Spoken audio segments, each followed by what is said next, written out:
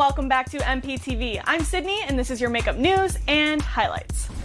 While the Queen always looks stunning, we have just been informed on some beauty secrets. According to Hello magazine, she only hires a makeup artist once a year. Although she does have a signature look, which includes flawless skin, a bit of blush on her cheeks, and her iconic fuchsia lipstick. Angela Kelly, the Queen's dresser, revealed that she hires an artist, Marilyn Wittes, once a year when she records her Christmas message. Kelly said, "You might be surprised to know that this is the only occasion throughout the year when Her Majesty does not do her own makeup. The Queen has been spotted many times reapplying her lip color, but this trend seems to be a thing that runs in their family, since granddaughter-in-law and Duchess of Cambridge, Meghan Markle, also likes taking care of her own beauty routine. But sometimes she does turn to friend and makeup artist Daniel Martin for some help. He said she's been doing her makeup herself. She's not fussy, she's just trying to get it on and get out the door."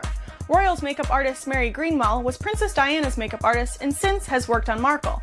She says they shot together for Meghan's 2017 Vanity Fair issue. Greenwell said she's very simple and classic with her makeup style and wanted to look elegant. "We kept her very natural because photographer Peter Lindbergh likes having natural gorgeous skin, which she has anyways. I just kept her skin as clear and clean as possible, as she doesn't need much adding to it. I didn't add freckles, hers shone through perfectly. See, even royalty loves a great no makeup look."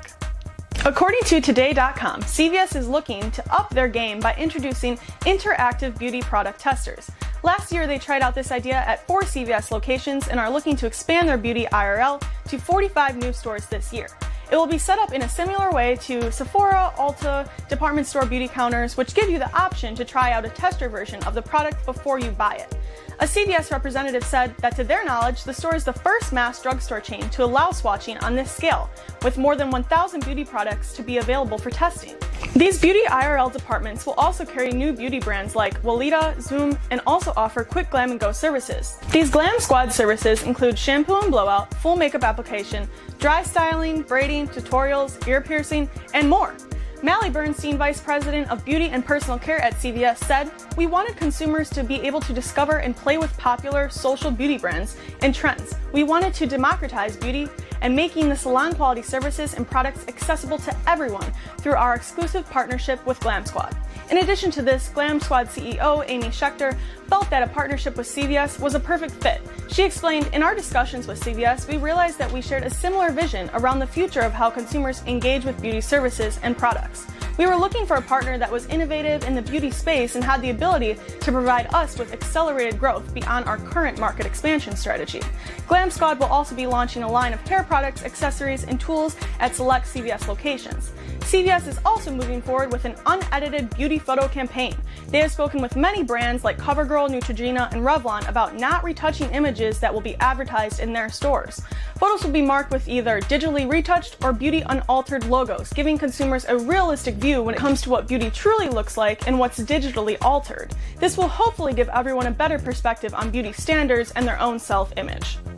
The 32-year-old pop star Kesha is back and better than ever. According to Refinery29, Kesha has a new album dropping, but that's not only the thing that will be dropping soon, because she's also launching a makeup line called Kesha Rose. Kesha said, "I've always loved playing with beauty as its own art form.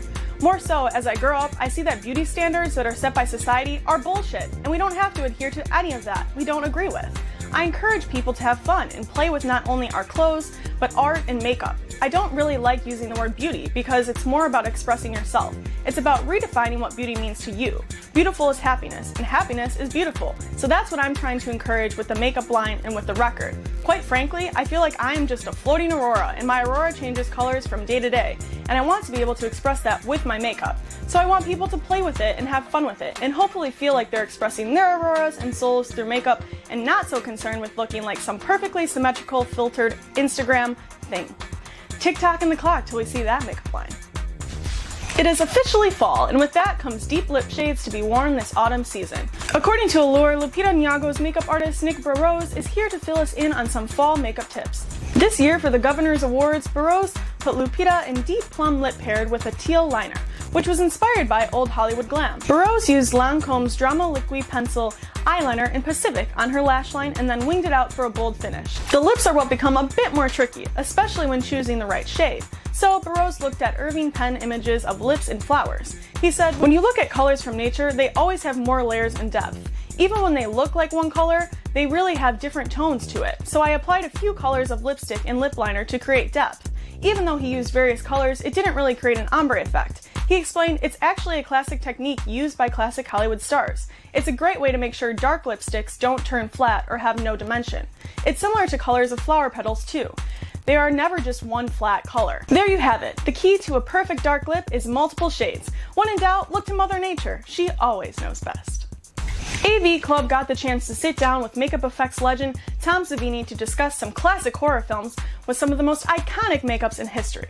They talked about Frankenstein and how Savini was only 9 years old when he first saw the film. He said, "That's the first time I saw Frankenstein. When you're believing what you're seeing, I mean, they're cutting up dead bodies and they're stitching them together. And it comes to life. The first time you see the monster, he's backing up in the doorway, so all you see is him backing in with bolts in his neck. Then he turns around and the makeup was just superb. The makeup was a scary, criminal bunch of bodies sewn together, come to life again. That scared the hell out of me." Savini thinks that Frankenstein is one of the best makeups ever created, and especially for that time.